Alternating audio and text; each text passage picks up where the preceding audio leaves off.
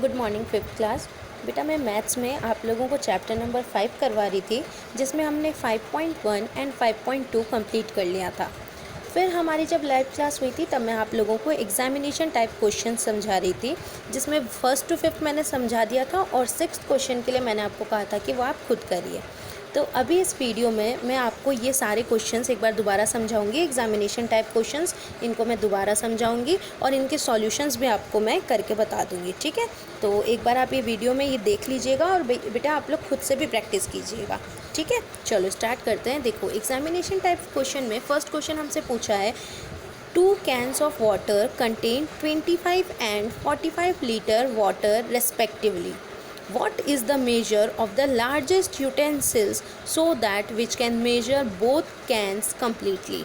ठीक है, तो हमें ये बताना था कि ऐसा कौन सा यूटेंसिल होगा जो इन सब को कम्प्लीटली अच्छी तरह मेज़र कर लेगा। ठीक है, तो जब भी हमसे लार्जेस्ट वर्ड पूछा जाए तो आप समझ जाइएगा कि आपको इसमें फैक्टर्स निकाल के और हाईएस्ट कॉमन फैक्टर निकालना है। तो देखो इसका सॉल्यूशन हम कैसे करेंगे। इसका सॉल्यूशन हम ऐसे करेंगे। सबसे पहले हम क्या करेंगे, देखो 25 एंड 45 लीटर था, तो सबसे पहले हमने फैक्टर्स निकालिए 25 के। तो 25 के फैक्टर्स आए 1, 5 एंड 25।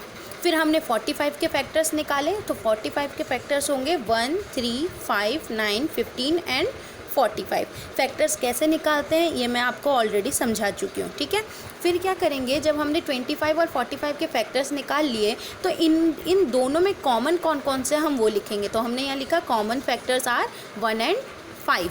तो ये तो कॉमन हो गए। अब हमें क्या पता लगाना था, हमें लार्जेस्ट पता लगाना था, हाईएस्ट पता लगाना था। तो वो हम कैसे पता लगाएंगे, हाईएस्ट हम पता लगाएंगे कि भाई 1 एंड 5 दो कॉमन है, तो हम इनमें से बड़ा कौन सा है, 1 और 5 में से बड़ा कौन सा है, 5 है, तो हाईएस्ट कॉमन फैक्टर कौन सा हो गया, 5 हो गया। फिर हमने आंसर लिख दिया, so the measure of the largest utensil which can measure both cans completely is 5 litre, यानी कि वो यूटेंसिल वो बर्तन कितने लीटर का होगा, 5 लीटर का होगा। ये हमारा आंसर हो गया। ठीक है, सेकंड क्वेश्चन में हमसे पूछा था find the largest common factor of 12, 18 and 24। इसमें हमें इन लोगों ने डायरेक्ट ही पूछ लिया कि 12, 18 और 24 के का हाईएस्ट कॉमन फैक्टर बताओ। तो देखो हमने फैक्टर ऑफ 12 निकाला। 12 के फैक्टर्स कौन कौन से हुए, 1, 2, 3, 4, 6 एंड 12। फिर हमने 18 के फैक्टर्स निकाले, वो कौन से हुए, 1, 2, 3, 6, 9 एंड 18। फिर हमने 24 के फैक्टर्स निकाले, 1, 2, 3, 4, 6, 8, 12 एंड 24। ये हमें फैक्टर्स पता चल गए। जब हमें फैक्टर्स पता चल जाते हैं तो उसके बाद हम कॉमन फैक्टर निकालते हैं। तो इनमें हम देखेंगे कि ऐसा कौन सा नंबर है जो तीनों में आ रहा है। तो 1 तीनों में आ रहा है तो हमने 1 लिख दिया, 2 भी तीनों में आ रहा है तो हमने 2 लिख दिया, 3 भी तीनों में आ रहा है तो हमने 3 लिख दिया। लेकिन 4 तीनों में नहीं आ रहा है, इसमें नहीं आ रहा है, तो इसलिए हमने 4 नहीं लिखा। फिर 6 देखो, 6 भी तीनों में आ रहा है इसलिए हमने 6 लिख दिया। यहाँ देखो 12 इसमें तो आ रहा है लेकिन यहाँ नहीं आ रहा है ना। तो इस तरह हम देख लेंगे कॉमन कौन कौन से। तो हमने देखा कॉमन कौन कौन सा है, 1, 2, 3 एंड 6। फिर अब इनमें से हाईएस्ट कौन सा है, तो ऑब्वियस सी बात है 1 है, 2 है, 3 है और 6 है। इनमें से सबसे हाईएस्ट कौन सा है, 6 है। तो हमने लिख दिया highest common factor is 6। So the largest common factor of 12, 18 and 24 is 6। ठीक है, थर्ड क्वेश्चन देखिए, find the largest number by which 30, 50 and 70 are divisible completely. यानी कि हमें लार्जेस्ट नंबर पता लगाना है जिससे 30, 50 और 70 जो है वो कम्प्लीटली डिवाइड हो जाए। तो वही लार्जेस्ट पता लगाना है, तो क्या करेंगे, 30, 50 और 70 के लार्जेस्ट कॉमन फैक्टर निकालेंगे, हाईएस्ट कॉमन फैक्टर निकालेंगे। तो सबसे पहले हमने 30 के फैक्टर्स निकाले, फिर हमने 50 के फैक्टर्स निकाले, फिर हमने 70 के फैक्टर्स निकाले। और ये निकालने के बाद हमने पता लगाया कि ऐसा कौन कौन सा फैक्टर है जो इन तीनों में कॉमन है। तो कॉमन फैक्टर कौन कौन सा आया हमारा, 1, 2, 5 एंड 10। अब इसमें से सबसे बड़ा नंबर कौन सा है, 10। तो हाईएस्ट कॉमन फैक्टर कौन सा हो जाएगा, 10। तो हमारा आंसर क्या हुआ, so the largest number by which 30, 50 and 70 are divisible completely is 10। ठीक है, फिर देखिए हमसे फोर्थ क्वेश्चन क्या पूछा गया। हमसे फोर्थ क्वेश्चन पूछा गया कि right the multiples of 5 between 10 and 30। यानी 10 और 30 के बीच में जितने भी मल्टीपल्स आते हैं 5 के वो लिखना है। किसके किसके बीच में, 10 से 30 के बीच में। तो हमने 10 से 30 के बीच में लिख दिया। देखो 10, फिर 5 3 ज़ा कितना होता है 15, 5 4 ज़ा 20, 5 5 ज़ा 25, 5 6 ज़ा 30। हमें 10 से 30 के बीच का ही लिखना था, तो ये हमने मल्टीपल्स लिख दिए।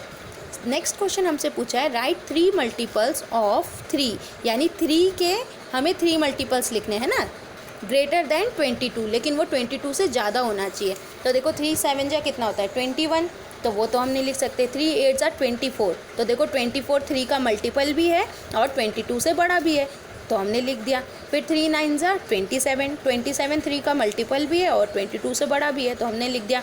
3 10 जा 30, तो ये 3 का मल्टीपल भी है और 22 से बड़ा भी है, तो ये भी हमने लिख दिया। हमें 3 मल्टीपल्स लिखने थे, इसलिए हमने 24 27 एंड 30 लिखा। अगर मान लो हमें 5 मल्टीपल्स लिखने होते जो कि 22 से बड़े हैं, तो हम क्या करते, हम 24 लिखते, 27 लिखते, 30 लिखते, 33 लिखते और 36 लिखते। ठीक है, अगर हमसे 5 मल्टीपल्स पूछे गए होते तो, पर हमसे सिर्फ 3 मल्टीपल्स पूछे थे, तो हमने सिर्फ 3 मल्टीपल्स लिख दिए जो कि 22 से ग्रेटर थे। ठीक है, 6th क्वेश्चन में हमसे पूछा गया find the largest number by which 15 45 and 60 are divisible completely. ठीक है, हमें लार्जेस्ट नंबर बताना था जिससे कि 15 40 और 45 और 60 तीनों ही पूरी तरह डिवाइड हो जाएं। तो हमने क्या किया, वैसे ही जैसे हम फैक्टर्स निकालते हैं, हमने 15 के भी फैक्टर्स निकाले, हमने 45 के भी फैक्टर्स निकाले और फिर हमने 60 के भी फैक्टर्स निकाले। और जब हमने तीनों के फैक्टर्स निकाल लिए तो फिर हमने देखा कि इसमें कॉमन कौन कौन सा है। हमने कॉमन फैक्टर निकाल लिया है ना, और कॉमन फैक्टर निकाल लेने से हमें पता चल जाता है कि उनमें से सबसे बड़ा नंबर कौन सा है, हाईएस्ट कौन सा है। तो हमें हाईएस्ट कॉमन फैक्टर पता चल गया कि हाईएस्ट कॉमन फैक्टर कौन सा है, 15 है। ठीक है, so 15 is the largest number by which 15 45 and 60 are divisible completely. 15 वो सबसे बड़ा नंबर है जिससे कि 15 45 और 60 पूरी तरह डिवाइड हो जाते हैं। ठीक है, तो इस तरह जब भी हमें लार्जेस्ट नंबर पता लगाना होता है तो हम फैक्टर्स निकालते हैं, फिर हम कॉमन फैक्टर निकालते हैं और फिर हम उस कॉमन फैक्टर में हाईएस्ट देख लेते हैं कि हाईएस्ट कौन सा है। जो हाईएस्ट होता है वो हाईएस्ट कॉमन फैक्टर हो जाता है और वही हमारा आंसर। ठीक है, तो इस तरह बेटा हमारा चैप्टर 5 कंप्लीट हो गया।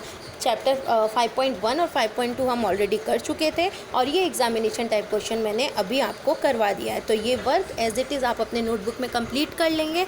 ठीक है, फैक्टर्स निकालना, मल्टीपल्स क्या होते हैं, ये सब मैं आप लोगों को लाइव क्लास में समझा चुकी हूँ। इन केस आपको इन क्वेश्चन से रिलेटेड या इस चैप्टर से रिलेटेड कोई भी प्रॉब्लम हो तो आप मुझसे मैथ्स की क्लास में पूछ सकते हैं। मिलेंगे फिर अपने नेक्स्ट क्लास में। टिल देन आप अपना ध्यान रखिए, अपना होमवर्क कंप्लीट कर लीजिए। बाय।